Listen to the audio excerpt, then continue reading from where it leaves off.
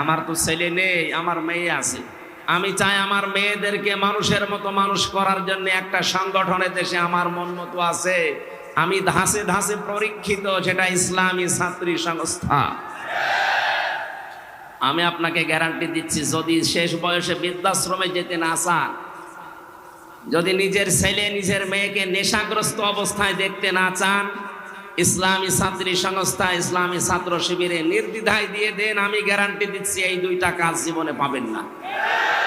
একমাত্র ছাত্র সংস্থা বাংলাদেশে একটাই, অন্যগুলো আছে ইসলামী যারা আছে, কিন্তু এটা আমি পরীক্ষিত, এদের ভেতরে কোনো নেশাখোর নেই। আপনি আল্লাহর ওলি দেখার জন্য সেই বরিশাল চলে যান, আল্লাহর ওলি দেখার জন্য চলে যাচ্ছেন সেই চট্টগ্রামে, সিলেটে। কিসের আল্লাহর ওলি? আল্লাহর ওলি আপনার বাড়ির পাশে ওই ছেলেটা যে যুবক মানুষ 5 ওয়াক্ত নামাজ পড়ে আর তাহাজ্জুদ আদায় করছে। এটার ট্রেনিং দেওয়ার জন্য ইসলাম